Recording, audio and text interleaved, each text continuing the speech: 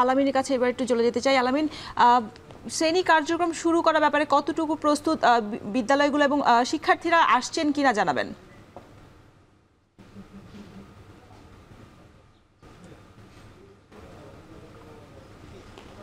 আপনি জানেন যে সরকারি চাকরিতে কোটা সংস্কারের যে কর্মসূচি ছিল শিক্ষার্থীদের, সেই কর্মসূচিকে ঘিরে কিন্তু সারা দেশের আইন শৃঙ্খলা পরিস্থিতি অবনতি হলে কর্তৃপক্ষ স্কুল কলেজ বন্ধ রাখে দীর্ঘদিন ধরে।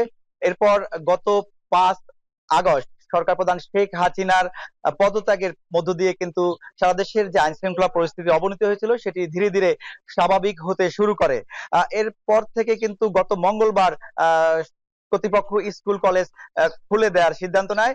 সারা দেশের সাথে ঝালকাঠিতেও স্কুল কলেজগুলো খুলেছে এবং আসলে স্কুল কলেজ গুলোতে তেমন কোনো ক্ষতি হয়নি, স্কুল কলেজ প্রস্তুত আছে। তবে গত দুদিনে কিন্তু শিক্ষার্থী উপস্থিতি একেবারেই হাতে গোনা নগণ্য শিক্ষার্থী উপস্থিতি হয়েছে, যেটিকে 4 থেকে 5 শতাংশ ধরা যেতে পারে। আর আজ সকাল থেকে কিন্তু ঝালকাঠি জেলা জুড়ে বৈরী আবহাওয়া বিরাজ করছে। সকাল থেকেই থেমে থেমে বৃষ্টি হচ্ছে।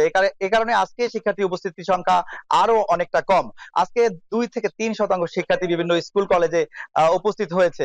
তবে আমি বিভিন্ন শিক্ষা প্রতিষ্ঠানে শিক্ষকদের সাথে কথা বলে জেনেছি যে শিক্ষার্থীদের যে এই দীর্ঘ আন্দোলনে যে তাদের অংশগ্রহণ, এই অংশগ্রহণের মধ্য দিয়ে কিন্তু তারা আসলে একটি ক্লান্তি ভাব তাদের মধ্যে আছে এবং দেশের পরিস্থিতি আসলে পুরোপুরি এখন স্বাভাবিক না হয় তাদের মধ্যে আতঙ্কও কাটেনি।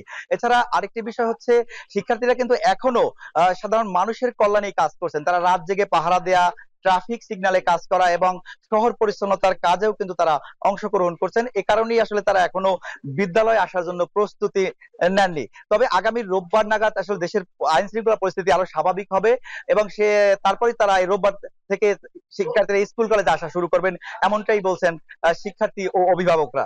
ঝালকাঠি থেকে আমার কাছে এই ছিল সবশেষ।